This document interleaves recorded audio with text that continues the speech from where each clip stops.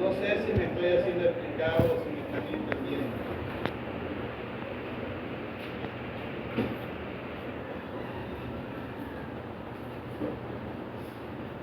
No sabe, no responde. ¿Me están entendiendo o no me están entendiendo? Yo sí lo entendí. ¿Ah? Yo sí lo entendí. Amén. Eso significa problema. Entonces, ¿por qué lógicamente es importante estar preparado de cómo dar una enseñanza? Muy importante tener en cuenta la parte de la homilética para saber el tema, esas cosas que ya se decía que son cosas básicas de la homilética. Pero lo que más me estoy basando es en la parte moral, en la parte cultural de la persona. Por eso fue que de ahí pasamos al Nuevo Testamento en requisitos para el obispo y de ahí hemos ido desglosando algunas cosas. Entre ellos la vez pasada vimos el liderazgo en relación a la familia como algo importante. Hoy vamos a ver algunos comportamientos para tener en cuenta, que yo creo que ese fue el título en el que quedamos la vez pasada. Comportamientos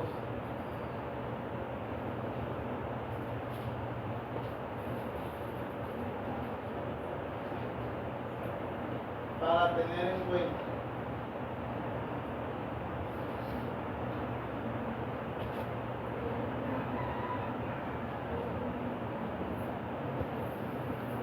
Este punto es un poco largo porque voy a hablar del comportamiento hoy. Bueno, y ustedes dirán, ¿por qué no comenzó así? Porque es que yo tenía que hacer un despliegue de lo que es el llamado ministerial, de las cosas que he explicado, para ahora empezar desde el comportamiento. ¿Por qué se llega a ser un buen ministro y por qué no se llega a ser un buen ministro? Esas son una de las bases. Y ahí es donde vamos a comenzar a ver desde el discipulado.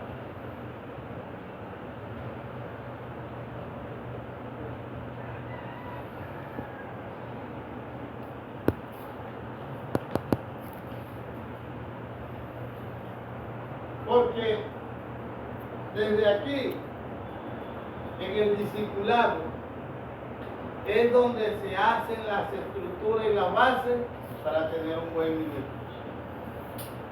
Porque es desde aquí donde se parten los principios para tener un buen pastor.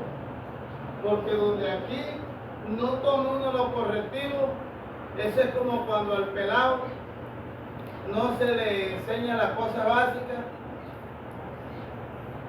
y después, mire, yo le pegué 2 correazos a Cineire cuando tenía como 13 años, 13, 14 años, solo por los 200. 15 años tenía, estaba haciendo creo que 10. 9. Le pegué 2 correazos y eso es como si le pegaran una mula, uno no siente nada. ¿Qué va a hacer tu padre de 14 años? Eso usted le puede dar con una yaya y eso no va a hacer nada. ¿Qué le va a hacer a mamá que le pegue 2 correazos Simona? Eso no va a hacer nada. Eso de pronto es un motivo, pero después se calaba mi yaya y dice, ¿dónde? ¿Cuándo se hace eso? 5, 6, 7, 8, por ahí sí. Desde que nace. 4, ahí sí. Cuando muerde la teta, porque a veces donde están saliendo los dientes, entonces llega un muerte para protestar. O sea, ahí es donde la mamá tiene que comenzar a corregirlo. Ellos muerden sin dientes. ¿Ah? Sin dientes lo muerden a uno. Entonces la mamá también debe de ahí empezar a aplicarle algunas normas a esta niña, a este niño. Lógicamente no lo va a jalar por la oreja ni le va a jalar los pelos porque algunos no tienen, pero tampoco, o sea. Claro, hay una manera de ir corrigiendo Y ya él, cuando ya tiene 10 años, es un pelado corregido, es un pelado que entiende. Pero si usted va a corregir ya al líder, ay Dios, tremendo problema en el que uno se mete. Cuando ya han pasado 5, 6, 7 años, va a comenzar a corregir este discípulo. Usted está metido en el más grande chicharrón. ¿Cómo trataron de enderezar un árbol viejo? No va a querer aceptar. Pero vamos a hacer un principio y por eso voy a hablar desde la base, desde los orígenes, para poder entender, porque esto que yo estoy diciéndole aquí son hábitos del sistema. De verdad vamos a hablar de eso, pero antes le voy a hablar algo. Antes de eso, de continuar, quiero aclarar en qué vamos a hacer el 31. Vamos a hablar de eso primero, porque es que el tema está tan bueno que no casi de hermano, sino de la discípula, del discípulo. ¿Sabe? Cuando llegaron a Jope, ¿se acuerda donde estaba Pablo? Pues, que Pedro estaba allí, que lo visitaron desde Cesarea, los que llegan con él. ¿Se acuerda que el apóstol Pablo estaba muy bueno? Ustedes no han ido por allá, ¿verdad? Yo tampoco.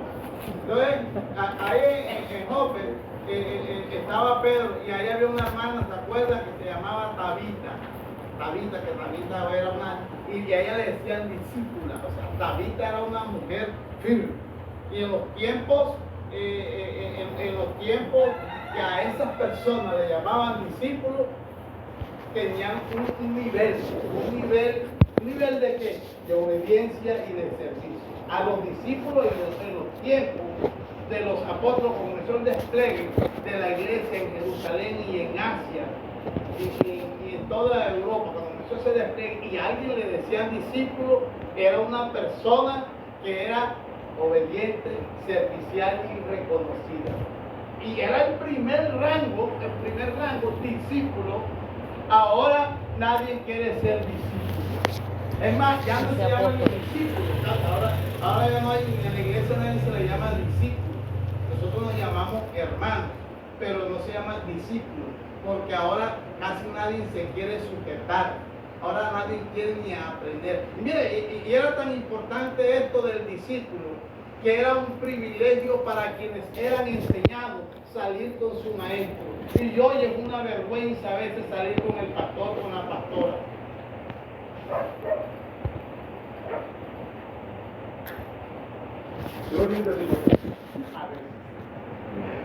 Digo que, y lo digo desde el punto de vista no que se avergüencen de mí, sino porque hay casos en el que tienen que restringirse de ciertas cosas que delante de nosotros no las pueden hacer.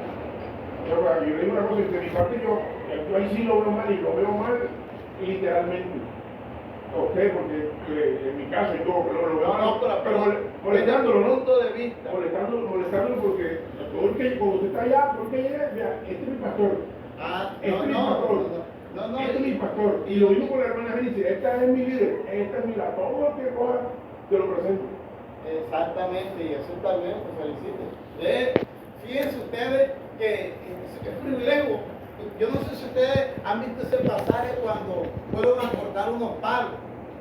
Y entonces los que estaban enseñando el liceo le dijeron, vamos a cortar unos palos contigo. Y él dijo, bueno, vamos a cortar los palos, vamos a entrar al monte. Era la armonía hermosa que había allí. Pero cuando fueron a cortar los palos, ¿qué pasó allí? Se le cayó el hacha. Se le cayó el hacha dentro del árbol, los que cortaban, y aparte de eso, dice, era prestada. Y usted sabe lo que valía una hacha en ese tiempo, o sea, ay, era prestado, o sea, la dificultad era porque no era sino lo difícil que era conseguir una hacha, porque en esos tiempos no era como ahora, que uno va a la ferretería, una hacha, ¿cuánto vale el hacha? 30, o sea, no importa la plata, se consigue, pero es que en ese tiempo no se conseguía el hacha. Era difícil. Imagínense usted que hubo un tiempo en Israel que para afilar una espada tenían que ir de aquí a la área de Barranquilla a afilar, y eso cobraban carísimo para afilar un machete o algo. Ahora póngase, por eso es que dice, Señor, y era prestado. O sea, imagínense, ¿dónde conseguimos nosotros? ¿A dónde mandamos a hacer esta hacha ahora? ¿Y qué pasó ahí? ¿Ustedes se acuerdan? Lo importante de andar con el profeta, de andar con el maestro. ¿Dónde cayó? ¿Dónde cayó? Y él dijo, ¿dónde cayó? No, por aquí, Señor, por aquí. Y lloró el profeta y flotó el hacha. La hacha de hierro, imagínese. Oiga, le puse copor enseguida, le puse una cosa impresionante y el hacha flotó. Esos son los beneficios de andar con el maestro, de andar con quien nos enseña. Pero a veces es incómodo porque andar con quien nos enseña no podemos hacer ciertas cosas porque hay restricciones, ciertas cosas que no podemos. Pero esto no es para todos porque hay algunos que les gusta ser supervisados y traen ahí tal pastor. Me refiero en ese aspecto, por lo demás es que me algunos son tacaños, otros no. Por lo menos, yo quiero hablar con usted. Imagínense. Ay, porque acá debemos de casar. Yo siempre andaba en el monte, si no a mí. En su hábitat natural, hermana Diana. Cuando yo fui con el pastor a Bogotá, eso nos reíamos en Bogotá, cuando fuimos a Bogotá. Porque el pastor decía, porque tú no ves lo que está aquí ¿Pero por qué? Uno ve un cachaco caminando elegante, un costeño caminando elegante, porque el costeño va con su estilo, con su cosa.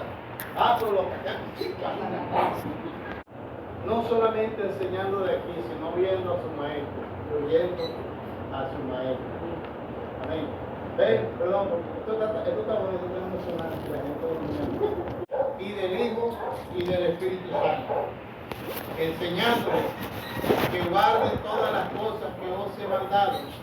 He aquí yo estoy con vosotros todos los días hasta el fin del mundo. Padre, gracias te doy, Dios mío. En el nombre de Jesucristo. Pastor, ¿se equivocó, pastor? 1, 2 y 3. Y así el discípulo hasta todas las naciones, bautizándolos en el nombre del Padre, y del Hijo y del Espíritu Santo, enseñándoles que guarden todas las cosas que os he mandado. Y he aquí yo estoy con vosotros todos los días, hasta el fin del mundo. Amén. Padre, gracias te damos por tu amor, por tu misericordia. Agradecemos profundamente, Señor, tu palabra escrita, Señor. Ella es la guía, es lumbrera a nuestros caminos. Te agradecemos por esta palabra. Dios mío, no hay palabras para decirte lo agradecido que estamos por habernos dejado esta palabra, Señor. Te pido que tu Espíritu Santo cada día nos ayude más, que nuestra alma cada día sea más agradecida y más interesada en tu palabra y en crecer. En el nombre de Jesús. Amén y amén. Ahora sí pueden sentarse. Bien, esto que vamos a enseñar hoy es porque si no se corrige al discípulo ni se educa, ¿cómo podrá servir en el diaconado o en el ministerio para un futuro? Es muy difícil, porque al discípulo se tiene que corregir, al discípulo se tiene que educar, y si no, no va a poder ser una persona de bien. O sea, nosotros nos metemos en todo, y esta es una de las cosas que está haciendo que hoy hayan pastores terribles por culpa de no comenzar aquí en el comportamiento para tener en cuenta en el discipulado. Mire, Génesis tenía la mala costumbre de sentarse así. Una mujer sentada. Y echa para adelante. Mala mía. Eso nos tocó corregírselo a Génesis. Pero Génesis es una muchacha que entendía todas las cosas. Y yo la nombro porque yo sé que ella no se molesta. Tal vez usted de pronto se molestaría si yo le dijera, pero de usted no lo digo, pero deben decir porque ya lo hemos hablado. Pero eso era algo, un comportamiento que cómo es que una persona, oiga, va a comer y se embarruta hasta acá. O sea, va a comer y eso masca, mejor dicho, que cerdo comiendo la baza. Es una cosa impresionante. Eso tiene que corregir. Uno tiene que hacer esas cosas y yo voy corrigiendo. Pero yo no voy a decir, ay, deja de comer así. No, uno va poco a poco, en muchas cosas voy enseñando. ¿Por qué? Porque ese es mi discípulo y a mí es el que me duele. Y tal vez otros no lo hagan, pero yo sí no, porque si lo que para usted es ridículo para los demás y yo me doy cuenta, yo no tengo por qué, porque yo soy su maestro y yo tengo que corregirle para que usted no siga haciendo el ridículo, el oso. Amén. ¿Me está entendiendo? Entonces, por eso esas son cosas que yo lo hago porque sé que la mayoría de gente esas cosas lo que hace es criticarlas y no corregirlas. Y no lo corrigen porque ellos no están autorizados ni tienen el derecho, pero entonces hacen más daño con las críticas destructivas. Entonces, ¿qué hago yo? Yo voy corrigiendo. Antes lo hacía de una manera drástica y brusca y tal vez hasta grotesca. Pero hoy le he orado a Dios para que me ayudara y me ha ido ayudando. Entonces yo les he ido corrigiendo de manera con su avena y su pitillo poco a poco. Yo le veo los defectos a ustedes y yo cuando se los veo le oro a Dios para ver en qué momento oportuno se los voy corrigiendo. ¿Por qué? Porque eso nadie lo va a hacer. Porque hay cosas que son personales que no se las corrigen, pero sí se las critican a uno, que eso es lo más feo. Que a uno le vean los defectos y lo que hagan sea criticarle. Eso es más terrible. Si usted le ve algo a su hermana, a su hermano, cállese entonces, si no va a decir una crítica constructiva. Porque entonces le debe de dar más vergüenza delante de Dios murmurar y criticar que no acercarse a la hermana y decirle esto te queda ridículo, esto te queda feo. Mejor pase la pena que la hermana o el hermano lo insulte y no ir a murmurar que contriste al Espíritu Santo. ¿Por qué? Porque cuando usted llega y ve a la hermana, esa hermana sí come maluco, no sé qué tal, no sé qué, cómo queda de horrible. Mejor vaya así y diga a la hermana, mira, usted sí come feo, usted come maluco y tal. Eso es lo que no me gusta, es mejor usted aguantarse el insulto. Es mejor que aquella hermana cascarrabia o el hermano le insulte en el momento, no importa que se desbarate, pero usted queda mejor así, quedó insultada, quedó en vergüenza, pero es mejor así que usted en su manera personal quedar mal delante de Dios y el Espíritu Santo. Me estoy haciendo entender, ¿verdad? Y esas son cosas que poco se hacen. Ahora, estoy diciendo esto porque a veces nosotros tenemos la mala costumbre de criticar y eso es gravísimo. Hay normas de comportamiento y de etiqueta y de glamour que muchos no sabemos. Eso de que uno y que cuando va a comer y que tiene que dejar, si terminó, que tiene que dejarlo cubierto y el cuchillo afuera. Y si va a continuar a comer, que tiene que dejarlo adentro para que el mesero no levante el plato. Bueno, esas son normas de etiqueta que yo tengo mi comida y mi cubierto ya armado, por si la mosca. Le da comida. Sí, claro, porque es que yo estoy pendiente de lo que estoy comiendo. O sea, yo no voy a estar con esas cosas de glamour. Además, sin embargo, no está de más aprender esas normas. Eso no está de más que usted aprenda. No, que uno y que corta con la izquierda, eso no está de más aprenderlo. Eso no está de más. No está de más. Porque uno va a un restaurante de etiqueta, entonces uno, ay, ¿cómo se come esto? Entonces a pasar pena. No está de más. Pero cuando yo estoy en mi casa, yo como sea. Pero no está de más aprender eso. Eso no está mal, eso no es mal. Y si se puede también, pero no llegar a, entonces, no, que aquí se come así, aquí se pone, no. Aprender a comer con tenedor. Claro. Prender así, que no se vaya a pullar el ojo, porque, ¿qué? Todo el mundo come arroz con cuchara. Si hay gente que no sabe comer con tenedor, eso es verdad. Entonces, son cosas que no está de más aprenderlas, no está de más. Amén. ¿Por qué? Porque a veces, no, que yo he llegado a casa donde yo como el pescado con tenedor. Yo me como el pescado con tenedor, lo aprendí a comer hace rato. Yo me como un pescado sin ensuciarme las manos absolutamente. Me como con el tenedor, todo me lo como con el tenedor. Y ya aprendí.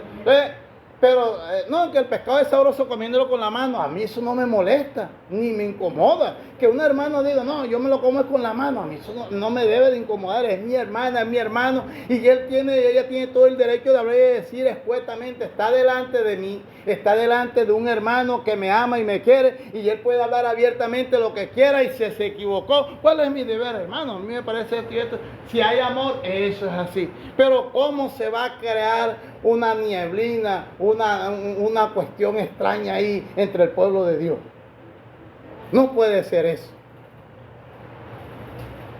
Entonces, ahí es donde el pastor tiene que entrar a corregir al discípulo, a la discípula.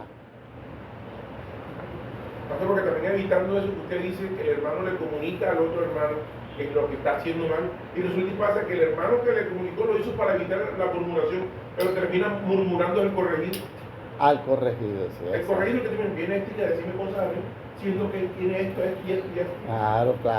Entonces, ¿Y quién no tiene esto y esto y esto? Todo. Sí, pero vaya que el corregido, en vez de dar gracias, resulta murmurando el que lo corrigió. Claro. Y mire, eso es un cuidado que hay que tener. Porque si a uno le corrigen, uno debe sentirse bien.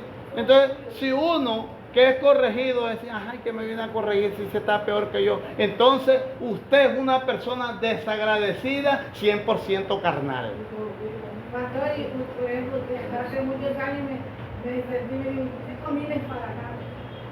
¿Cómo? Camines para acá. Y yo he mirado por el pastor y me dijo que yo camine para acá. Perdone, hermano. Yo me miraba, que yo camino. Y mientras me encontré con la pastora y antes de también me hizo, yo dije, y yo pensaba que había camino lo mismo. Son cosas, o sea, yo debo de corregir al pueblo. Y en lo que yo me veo, yo me corrijo. ¿Por qué? Porque esto es muy importante.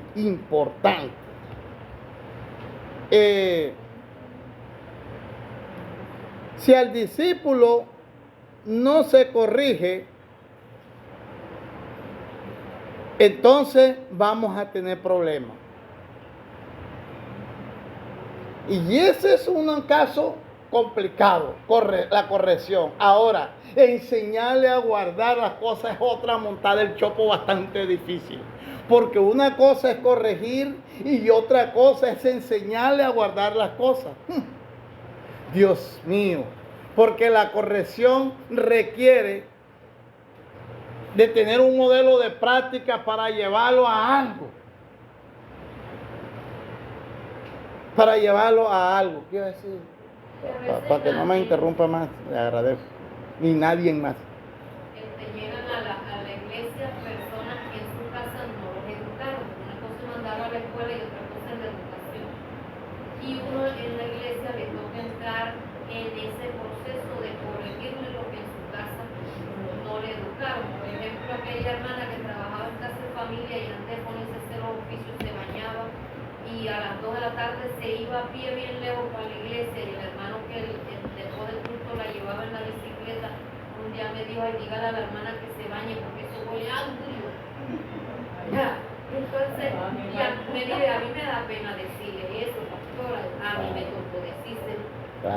Claro. Eso es verdad. Y no decirle, no te soporto. Porque estás babosa.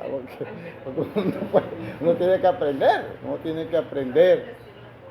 Sí, saber decir las cosas. Una de las cosas que le he pedido a Dios es que cuando me digan las cosas, de la manera que me las digan, yo las soporto. ¿Por qué? Porque nosotros somos muy delicados, la mayoría somos muy delicados. Tan delicados que no se puede llegar a una conversación, a un diálogo de una amonestación porque termina ni un cohete disparado.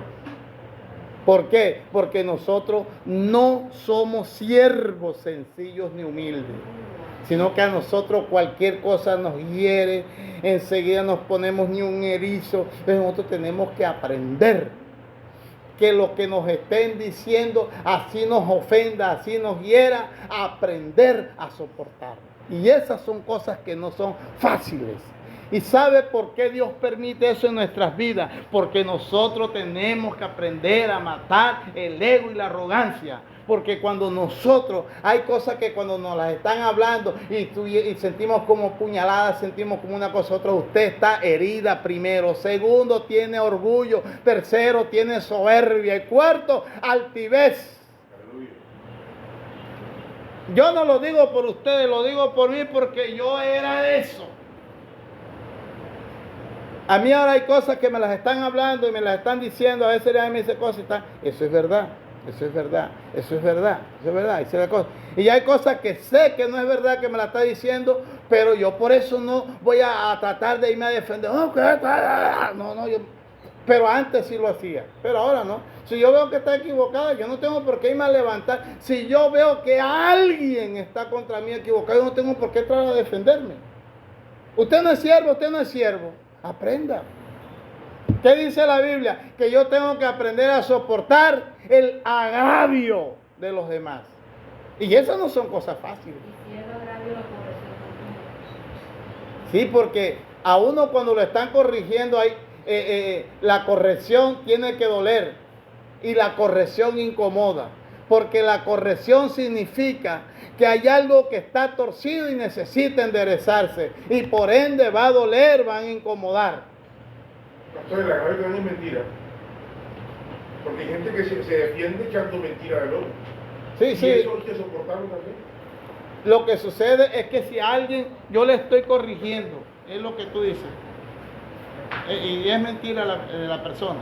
Claro, pastor, es que hay gente que echa mentiras porque ven que no tienen argumentos contra uno y más contra uno. Y echan así tú eres esto. Eso es agravio. Pero lo que sucede es que hay que mirar quién te está diciendo aquello. ¿Cómo? Hay que mirar quién te lo está diciendo. Por eso cualquier persona, pastor, y las personas que más echan mentiras contra uno, pues, lo digo por experiencia propia, son personas que no tienen argumentos o las que están cerca de ti. Como uno normalmente ve acá porque no hace esto, ay, lo que le decía ahorita, es que van a venir a hablar si tú esto. Y entre esas cosas, digamos, porque eso pasa muchísimo, no sé quién no lo ha vivido, yo lo he vivido en varias ocasiones.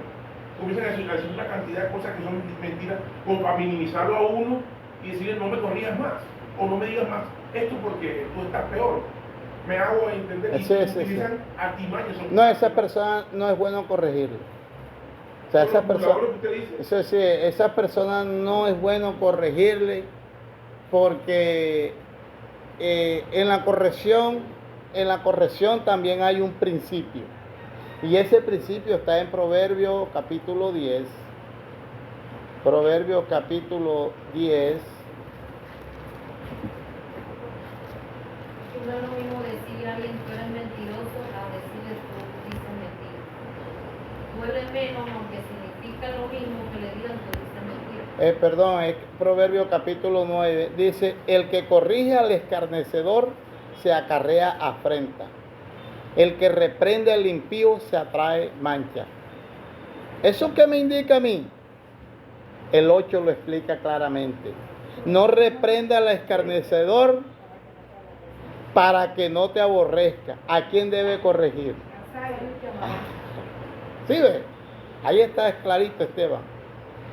El que corrige al escarnecedor se acarrea afrenta. ¿Y qué es escarnecedor? Escarnecedor es una persona que hace mofa, una persona burlona, una persona que es insultante, alguien que no te va a atender lo que tú le vas a decir. Ese es un escarnecedor, ese es un burlón. Dice, el que corrige al escarnecedor se acarrea afrenta. ¿Qué es acarrearse? Acarrearse una deshonra. Es decir, que una persona que sea escarnecedor. No lo corrijas porque te vas a meter en problemas, eres tú. Entonces, ¿quién es el que debe ser sabio? El que va a corregir. Y por eso el 8 dice, no reprendas, claramente lo dice, no reprendas al escarnecedor para que no te aborrezca. Corrige al sabio y te amará. Eso es claro. Entonces, cuando uno corrige al sabio, por mucho que le duela aquella corrección, el sabio se va pensando y se va así cuando llega a la casa. Dice, me ofendió, me sentí mal, pero gracias, Señor, porque esa puñalada me cortó el quiste cancerígeno que tenía y ahora soy libre. Eso es verdad. Porque la Biblia dice, si tu ojo te es ocasión de caer, córtalo, sácalo, porque es mejor sacar el ojo y entrar tuerto y no que con los dos ojos irte al infierno. Eso es decir, que hay cosas que te van a quitar, que Dios tiene que cortártelas, que te van a doler como una cirugía sin anestesia, pero esas son cosas necesarias para que usted y yo podamos ser salvos. Y dice, da al sabio y serás más sabio. Enseña al justo y aumentará su saber. Impresionante. Parece cosa de mentira.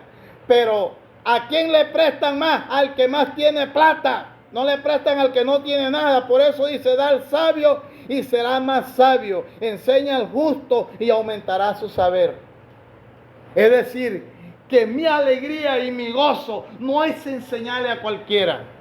Yo le enseño al que me atiende, yo le enseño al que me escucha, yo le enseño al que es sabio, yo al que apenas veo que me pone caro, que se pone mal, a ese no le corrijo y no le digo nada, le digo ítem, le digo algunas cositas, pero dejo de decirle cosas que lo edifique, que lo instruya, porque se necesita el palo del Señor para que se corrija. O al que busca su sabiduría también, pastor, porque hay gente que le pregunta a uno.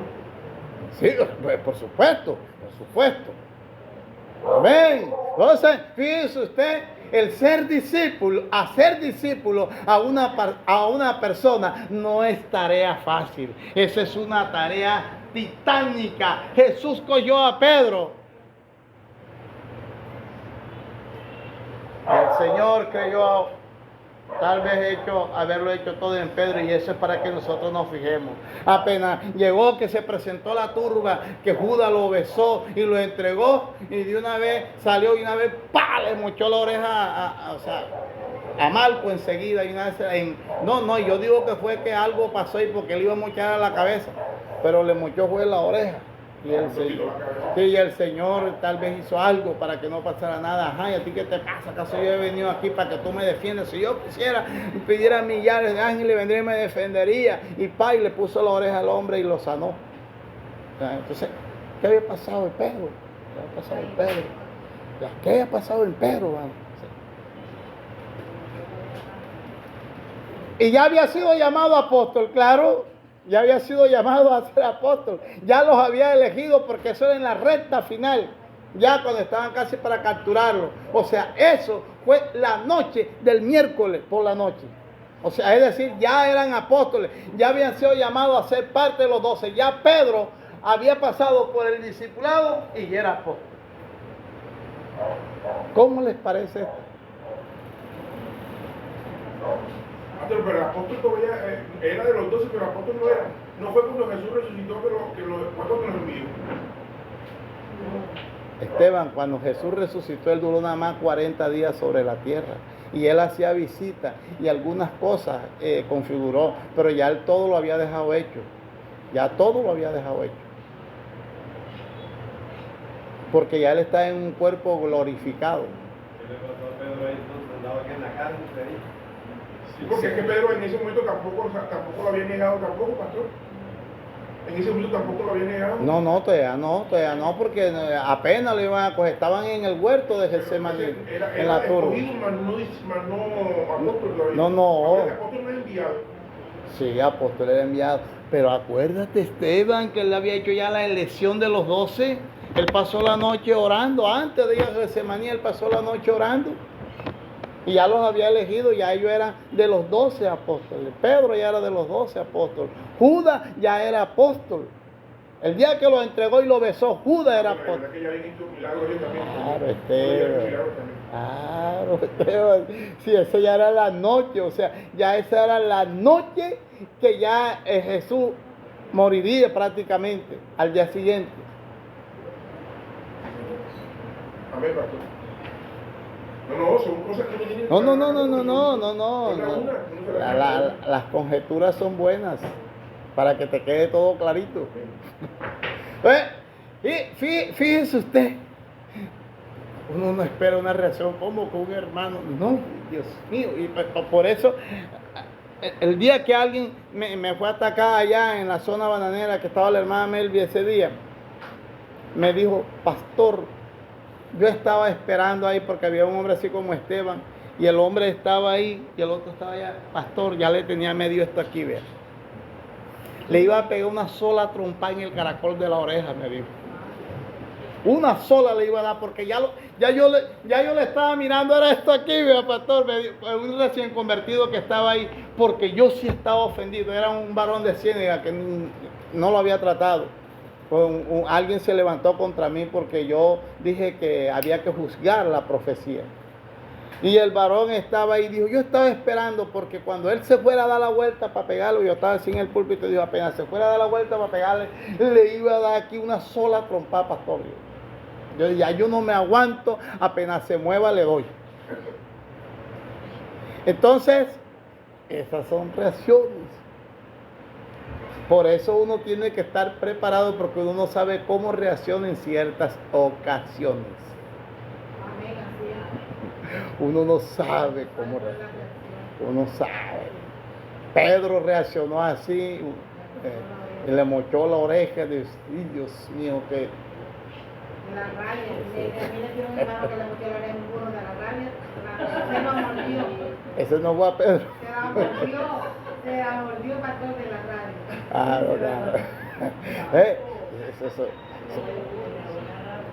Eso, Pedro era evangélico cuando le mochó la oreja a Marco. ¿Ustedes qué dicen? ¿Te dice era evangélico o no era evangélico? Sí era. Pedro era evangélico. Pedro había sido discípulo. Pedro era apóstol.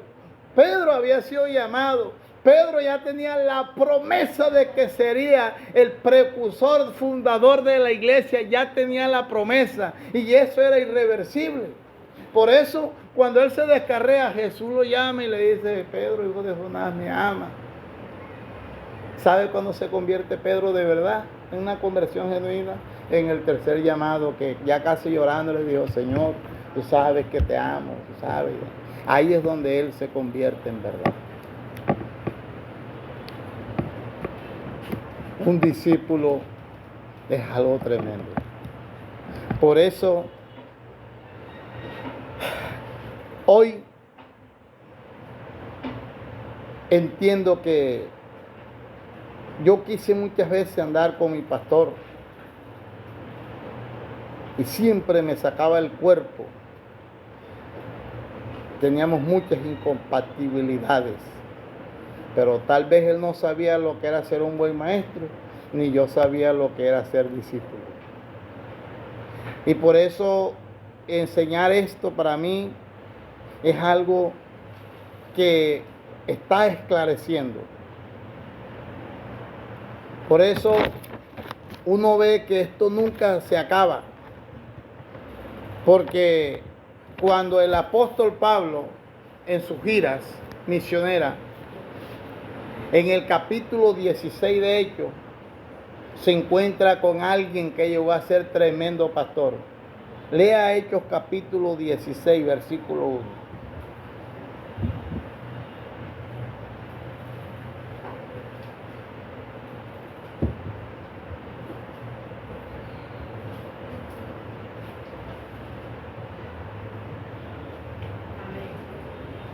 ¿Qué dice? Después llegó a Derbe y a Listra, y he aquí había allí cierto discípulo llamado Timoteo, hijo de una mujer judía creyente, pero de padre griego. La pregunta es, ¿de quién era discípulo Timoteo? Si ve que a Timoteo, uno ve que es pastor y por eso recibe las enseñanzas del apóstol Pablo. Pero el pastor Timoteo, ahí en Hechos capítulo 16, ¿qué dice? Que era un discípulo. ¿Discípulo de quién? ¿Discípulo de quién? De Jesús, pero no estaba vivo Yula. Sí, creía en el Señor. Pero ¿quién era su maestro?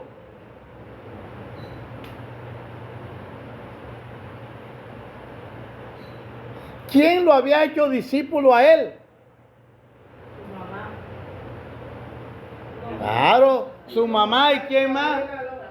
Las dos lo habían hecho. Timoteo era discípulo de dos mujeres. Era discípulo. ¿Quién dio la estructura que lo formó como un pastor? Pablo. Pero ¿quién lo hizo discípulo a él? Si ya él lo encontró. ¿Cómo dice ahí? ¿Cómo dice ahí el versículo 10? ¿Cómo dice? Pablo quiso que lo acompañara. ¿Estaba formado discípulo o no estaba formado? ¿Era discípulo o no era discípulo? ¿Qué dice ahí?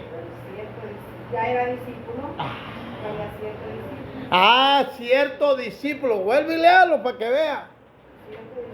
Pero aquí dice, hijo de una mujer judía creyente. Después llegó a ver que y aquí había allí cierto discípulo llamado Timoteo, hijo de una mujer judía, creyente, pero de padre griego. Griego. Usted ve la importancia que hay ahí. Aunque el papá era gentil y la mamá era judía, ¿quién predominó en la enseñanza? La mamá, la enseñanza de la mamá. ¿Y en quién predominó la enseñanza de la mamá de Timoteo? La de la abuela Loida. Entonces, usted se da cuenta de ese orden jerárquico.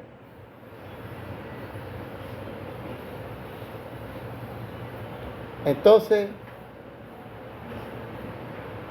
eso de que, no, lo que pasa es que el marido mío es borracho y no puedo. ¿Y por qué estas dos mujeres hicieron un discípulo? Un discípulo de tal manera que sirvió para acompañaros. Es decir, que ya el que Timoteo, el pastor Timoteo, ya estaba formado como discípulo a cierto discípulo. Es decir, cuando alguien, por eso les dije al comienzo, cuando alguien le llamaba discípulo, era porque tenía categoría de obediencia y de conocedor de las escrituras.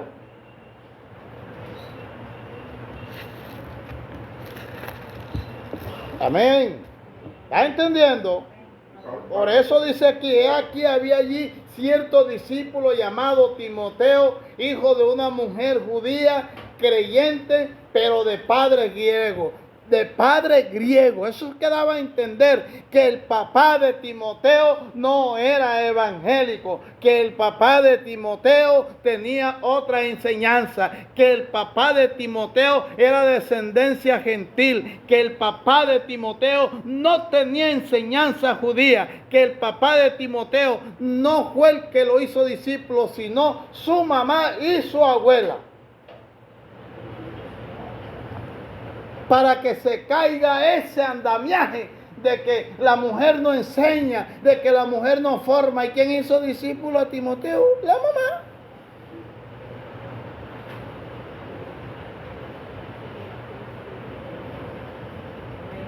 ¿Cuántos dan gloria al Señor?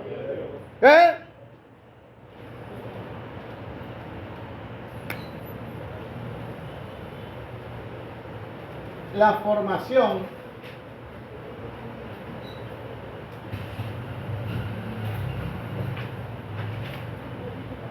del discípulo es necesario.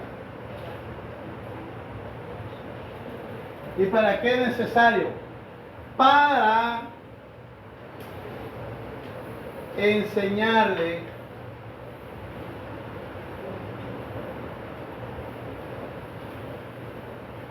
a guardar las escrituras.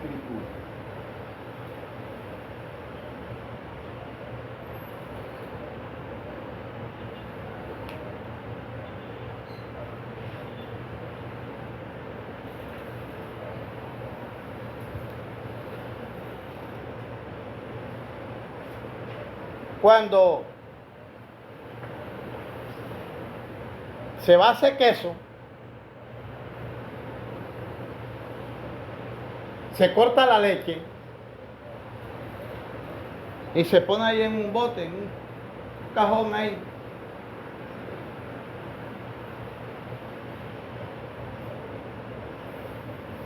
Pero mientras está tirado ahí, ¿cómo se le puede decir a eso? Leche cortada. ¿Y por qué se llama queso? Porque después se mete en una formaleta o en una ampleta y esa le da la forma de cuadro. ¿Por qué? Porque mientras esté ahí el hecho con una leche cortada, y si usted va a un supermercado y ve un bote, hay ese poconón de cosas ahí, tiraste poco de leche cortada, ¿qué dice la gente? ¿Es queso? ¿O qué dice la gente? No, el del supermercado dice, el gerente dice, no, eso es queso. No, eso no es queso. La gente, eso no es queso. No, la libra de queso vale 12,000. Eso se lo doy a 10,000. No, pero eso no es queso. ¿Qué se necesita para hacer queso? Que hay que prensarlo, hay que darle una horma cuadrada, ¿verdad? Entonces, mire, se da uno cuenta que a uno tiene que darle una forma, una horma, y para eso hay que meterlo en una formaleta. Y eso es lo que hay que formar. Así es como uno se forma. Que a uno lo metan ahí. ¿Y qué hacen para que el queso tome la horma cuadrada y quede sequito? ¿Qué hacen? Lo ponen una prensa. Esa leche cuajada no queda así, porque eso se desborona. Entonces llegan y cogen el cuadro de la formaleta y tiene una tapa así parecida como esta exactamente, pero interna, y entonces aquí llegan y le ponen dentro, le echan el queso aquí, le ponen la tapa y luego le ponen una piedra y le ponen una prensa, le ponen un palo así, bajan la punta del palo y eso hace que la tapa prense esa leche cortada, cuajada, y luego queda convertido en queso porque la formaleta le da la horma. Entonces la formaleta por dentro tiene un número o tiene una letra a alto relieve que cuando la prensa, entonces sacan el queso y queda la letra impregnada en el queso. Me estoy haciendo entender. Me estoy haciendo entender que dentro de la formaleta, hacen una letra o un número alto relieve dentro y lo prensan, y cuando el queso queda ahí prensado, la letra se mete en el queso y cuando sacan el queso queda la letra en el queso hecha. El nombre de la fábrica. La marca o el nombre de la fábrica de la empresa queda en el queso. Entonces eso es lo que nosotros como pastores tenemos que hacer en la formación del discípulo, enseñarle a guardar. ¿Y qué es enseñarle a guardar la escritura? Meter esa letra por dentro para que él guarde la marca de esa estructura que se le quiere dar por la palabra. Como hoy eso no se hace, entonces el discípulo crece como burro en playón y no quiere someterse ni sujetarse. Y discípulo que no obedezca, que no se someta, no es discípulo. Es cualquier aprendiz de la palabra, pero no es discípulo.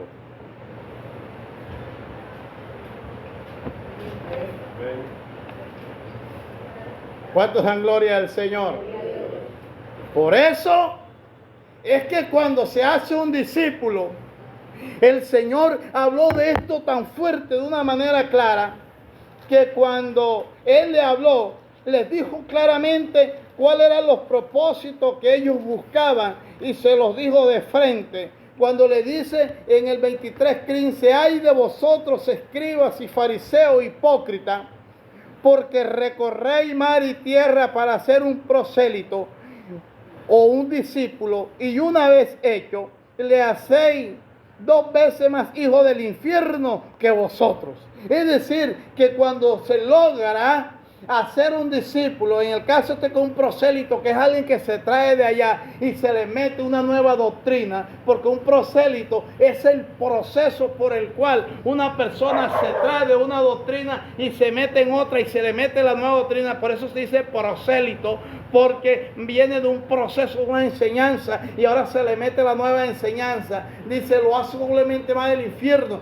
Por eso es que nosotros, si no tratamos de formar discípulos, no vamos a tener hombres y mujeres que de verdad amen a Dios. Y enseñarle a guardar la palabra a la gente, eso no es de un día para otro.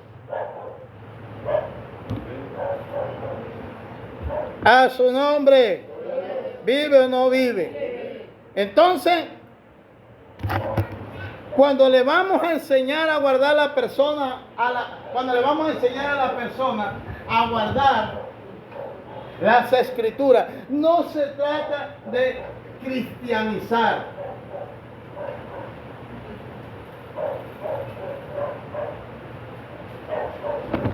No se trata de cristianizar. Y esto, que es interesante esta parte. Voy a explicar este punto A y esta palabra cristianizar. Porque es que cuando fui a buscar la palabra cristianizar e investigándola, me encuentro que cristianizar implica la adopción de creencias, de prácticas y valores cristianos. Entonces, cristianizar no es ser evangélico. La adopción de creencia. La adopción. Implica la adopción de creencia, prácticas y valores cristianos. Esto se pone interesante. O sea, eso es lo que hoy está pasando. A la gente la están cristianizando, pero no la están discipulando. A la gente no le están haciendo discipulado. La están cristianizando. Ahora, ¿por qué se está produciendo la cristianización en el mundo? Sí, por eso todo el mundo hoy es bendiciones, bendiciones y manito y manita y manito. Manito bendiciones, manita bendiciones. Eso es cristianizar, y eso lo mueve el sistema religioso. El sistema es algo que nosotros no nos damos cuenta. Era lo que yo le decía, cómo la élite en sus filosofías nos lleva a nosotros a comer lo que a ellos les parezca. Por eso en las redes hoy hay unos enfrentamientos terribles de las multinacionales, porque las multinacionales saben que la buena alimentación de una persona consiste en un sostenimiento más proteínico, de proteínas, que de carbohidratos, porque el carbohidrato hincha más y sostiene menos, y la proteína protege más y alimenta mejor. Entonces hay unos enfrentamientos de poderes, porque hay un grupo que se ha levantado a decir que la proteína es mala, otros se pueden decir que la proteína es buena, y así, y los carbohidratos. Entonces, nos ha metido una filosofía en la que nosotros antes nos comíamos 3 libras de yuca y 1 libra de pollo, o media libra de arroz y 1 librita de pollo, media librita de ala. Imagínense usted que yo una vez no teníamos comida en la casa y fui y me maté una paloma rabio blanco. Me acuerdo tanto que esa paloma estaba así, estaba en esta postura, así. Yo estaba de este lado y la paloma estaba aquí parada. Me acuerdo tanto. Y esa paloma con la onda le tiré y la piedra cogió una curva y le partió la ala a la paloma. Y yo fui un jolón allá y fui, cogí la ala, la paloma con la ala partí y la llevé, la pelé, la rajé. Y de ese rabí blanco comimos en mi casa mi papá y como 3 hermanos. O sea, ya ustedes se imaginarán el guisito, el poquito de guisito con la alita y esa. ¿Qué se puede comer de una paloma? Pero el pilón de arroz era así. Y yo no estoy harto. Y era así. Era así. Eso nos enseñó la élite. El sistema que ahora se mueve. Usted sabe que el sistema es algo que va haciendo buscar unos engranajes y que la gente camine por ahí, por esa línea. Eso se llama sistema, para lograr unos objetivos. Entonces, ¿qué nos enseña el sistema? Que nosotros, a nivel general, estudiamos, vamos a la universidad y tenemos un empleo, nos pensionamos y morimos. Eso es el sistema. Nos prepara para eso, para esclavizarnos. ¿Y qué es lo que hoy está de moda? Está tratando de enseñar los que no hacen parte del sistema, el emprendimiento. Ahora está de moda mucho emprender. Y eso que sí ha costado. ¿Por qué? Porque el emprendimiento le enseña a la persona a ser independiente y a tener su propio sueldo. Y al sistema no le conviene el emprendimiento. Al sistema le conviene a un empleado que le pague un sueldo mínimo y lo esclavice y le absorba toda su energía. Y después de 65 años, entonces que lo va a pensionar. Cuando desde le ha servido desde los 20 años hasta los 65. Imagínense usted. Esteban, gracias a Dios que trabajó con la policía y se pensionó joven. Y bello. Y fuerzudo. Ayúdate ahí porque no es verdad. ¿Cuánto de gloria a Dios? Tremenda ayuda, hermano. Entonces, fíjense ustedes que cuando nosotros vamos a mirar el sistema, nos damos cuenta que hay un sistema religioso. ¿Y qué es lo que maneja el sistema religioso? El sistema religioso maneja la cristianización. Eso es lo que maneja. Eso es lo que ellos manejan. Así que cualquier persona que llegue a una iglesia y que crea en el Padre, en el Hijo y el Espíritu Santo y venga aquí, alaba a Jehová, naciones, todo pueblo, todo, aleluya, eso es evangélico. Pero eso es un mundano, una mundana que no tiene nada que ver ni con el nuevo nacimiento, ni con nuevos frutos. Nada de eso tiene que ver. Eso es la cristianización que se ha metido en la iglesia. ¿Eso cómo se llama? Un sistema religioso. Y ese sistema religioso ha abarcado mundialmente a grandes mega iglesias. Y esas mega iglesias tienen este sistema cristianizado. Conducta, palabra de cristiano, pero sin encuentro.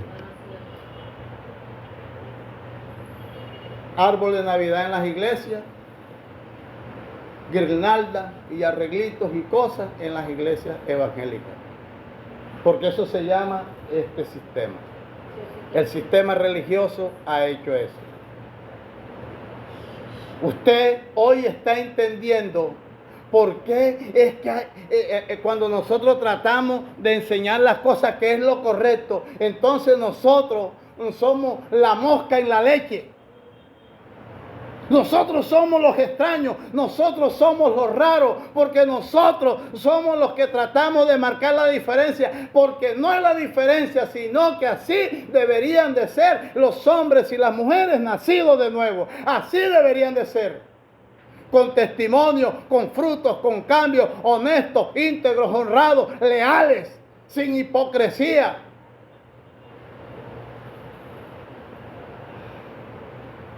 En la cristianización todo cabe. Por eso el sistema se ha apoderado del mundo. Y nosotros tenemos que salir de ese sistema. Porque ese sistema no solamente es mundano, sino inmoral, corrupto. Es un sistema que las prácticas sexuales tratan de esconderla y tienen relaciones sexuales el pastor con la diácona con el pastor. Y pare de contar la sinvergüenzura en ese sistema de cristianizar.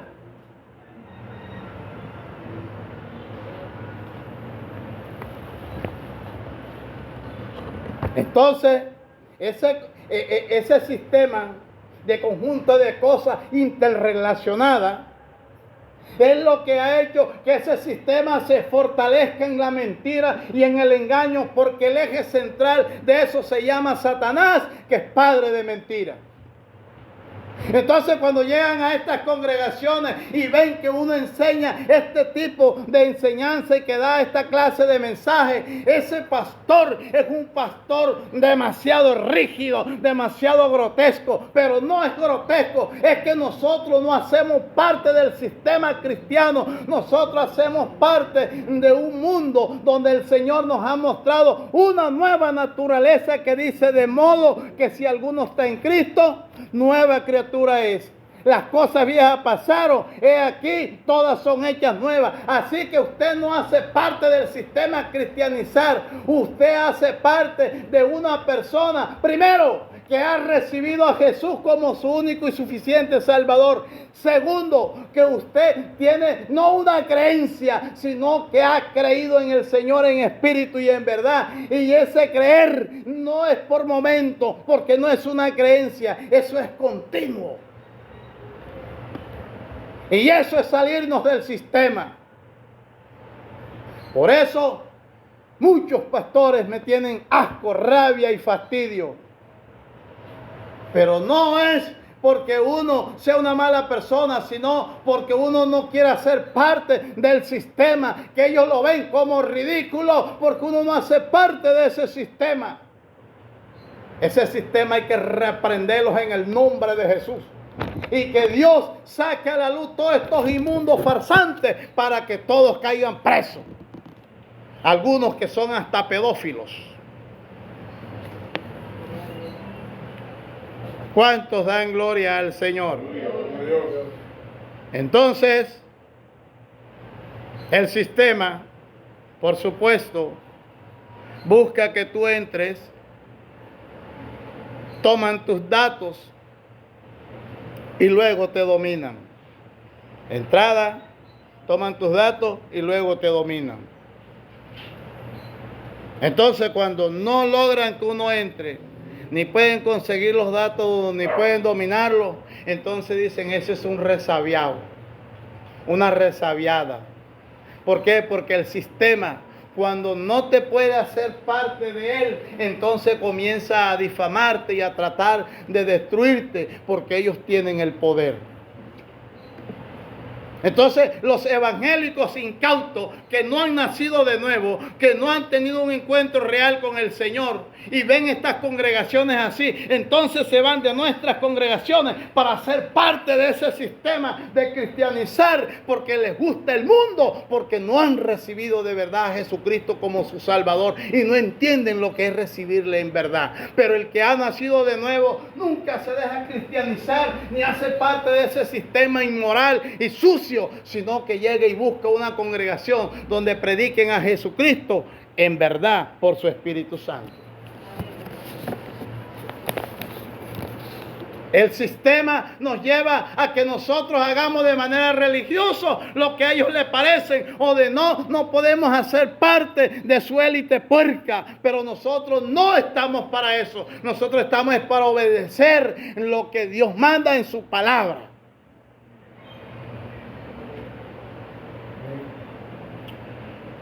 ¿Cuántos dan gloria al Señor? Ve.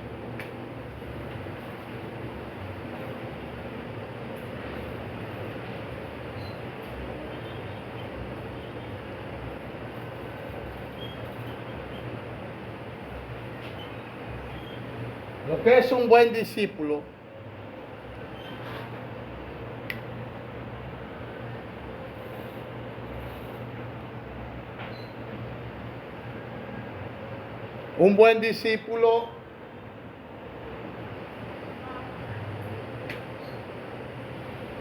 hace el primer principio.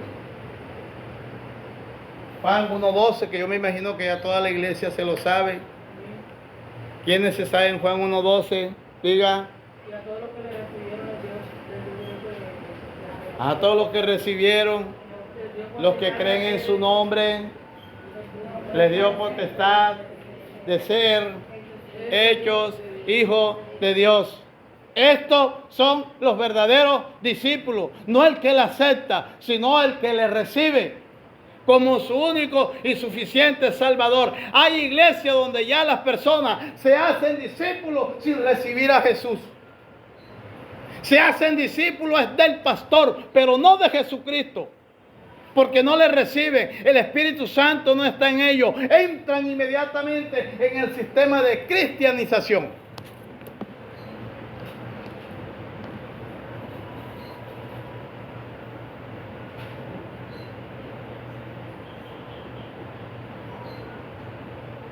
Entonces, por eso Juan 1:12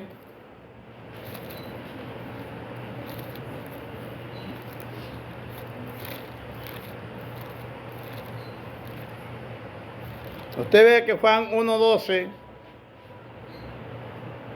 dice los que le recibieron, que son hijos verdaderos. Hoy, como les digo, ya no hay, en las iglesias ya no hacen ni la oración de fe, sino que comienzan a asistir y los bautizan. Y no hacen la oración de fe, no reciben a Jesús.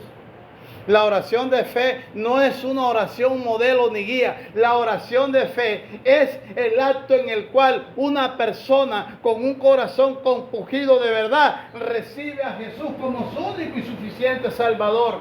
Pero eso es porque ha ocurrido un efecto que ya lo he explicado, Juan 16:8. El Espíritu Santo ha venido haciendo un trabajo para que públicamente glorifique a Jesús. ¿Cómo glorifica a Jesús? Recibiéndole públicamente. No se avergüenza del Señor. Bien. Después, por eso usted ve que dice aquí, mas a todos los que le recibieron, los que creen en su nombre, los que le recibieron. Usted ve los que creen. Denota que es tiempo presente, los que creen. Tremendo este término. Los que le recibieron. A los que creen, no a los que creyeron, ni a los que creían, sino a los que creen. ¿Usted sabe qué denota esto? Del participio presente en los que creen en continuo, que constantemente tienen la fe puesta en Jesucristo. Los que creen, no los que creían, ni los que tienen una creencia, sino dice los que creen. Tiempo presente. Eso significa que usted y yo todo el tiempo tengo que creer, todo el tiempo, y ser los que creen.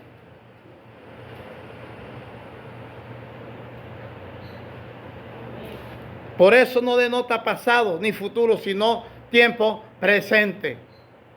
Por eso que no hay algo más completo con relación al español que la Biblia. Está completa en todas sus definiciones. La palabra creen es un acto definido. Definido. Los que creen, está definido. Porque la persona que recibe a Jesús, pero luego se va y da mal testimonio, no está en el tiempo presente en los que creen. Están en los que en el momento creyó, pero no creen. No sé si me estoy haciendo entender.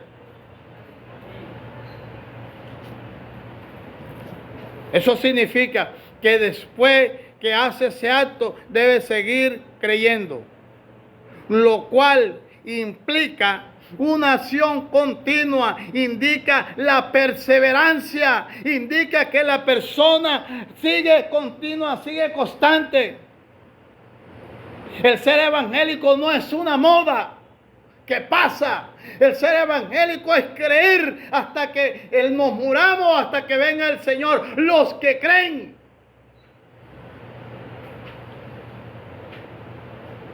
Por eso el Señor fue claro en el 8:31 cuando dijo, entonces Jesús a los judíos que habían creído en él, si vosotros permaneciereis en mi palabra, seréis verdaderamente mis discípulos, seréis verdaderamente mis discípulos. Es decir, que una persona que no tenga una permanencia constante en Cristo no es discípulo. No es discípulo. Discípulo es el que tiene una creencia permanente en Cristo Jesús y perdura ahí y permanece y va avanzando y va creciendo, va obedeciendo, va entendiendo, va comprendiendo, se va formando, el Espíritu Santo lo va llenando. Eso se llama creer. Porque es una acción continua. Creer no está en pretérito, está en pasado, está en presente. La Biblia fue escrita para que se entendiera de una manera clara. Por eso usted ve que esta palabra, la palabra creer no denota sustantivo. Esta palabra creer, ¿sabe qué denota? Un verbo. ¿Sabe por qué? Porque el verbo denota acción. Y sustantivo es personas, animales, cosas que no están definidos. Pero el verbo denota acción y por eso la persona cuando cree debe demostrar en verdad que ha creído en Jesús. Por eso es que hay evangélicos que no se le nota que han creído de verdad, porque esa creencia no se ve que vaya en crecimiento. Porque si yo no denoto esa creencia al momento de morir, me puedo perder. Porque la Biblia dice, el que perseverare hasta el fin, este será salvo. Eso es creer.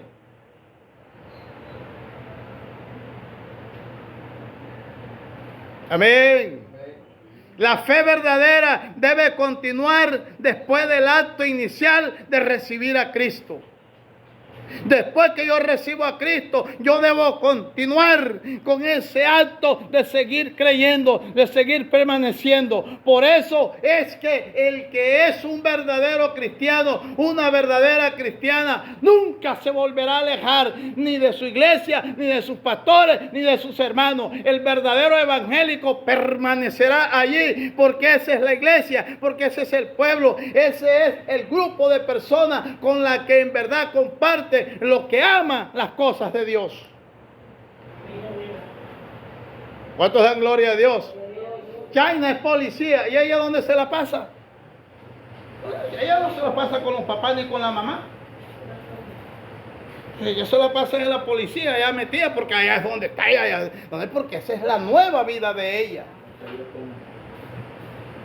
A veces ella quiere estar un tiempo más con sus papás, no, pero tiene que estar al acero y tal, no sé qué, que está ahí, no, pues para afuera. No es así, Esteban también fue por 8, digo policía. Perdóneme, señor policía. ¿Cuánto da gloria al Señor? ¿Vive o no vive? Impresionante esto.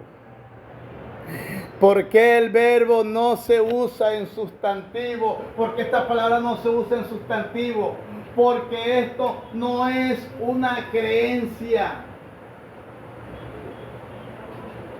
Porque la creencia es producto de algo que se imagina que no es real.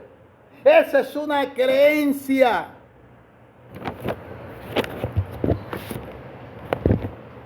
Por eso se usa el verbo creer. ¿Y sabe el verbo creer?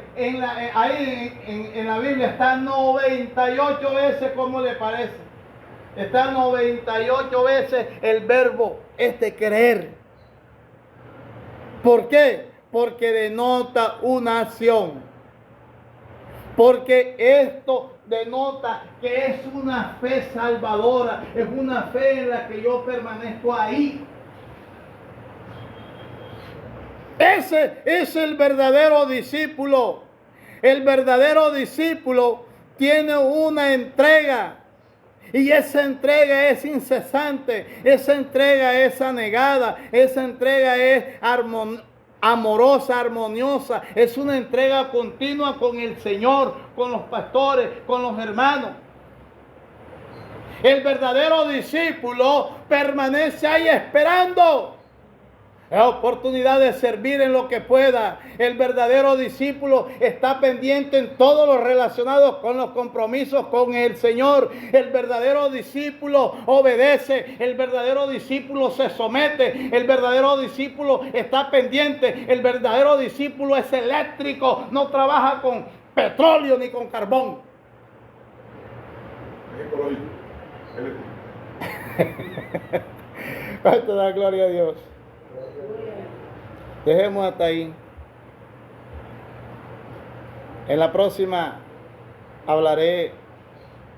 concluiré lo del discípulo y empezaré el diaconado. Y hablaré la recta final de lo que es un discípulo.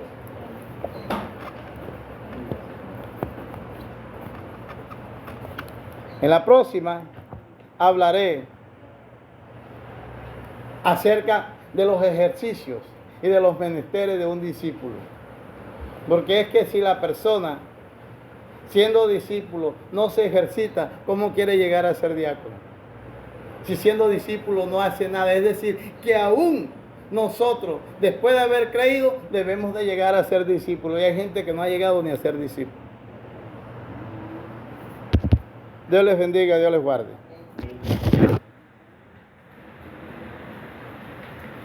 ¿Alguna pregunta? Dos preguntas, pastor. Este es mi artículo que está bien la pregunta, pero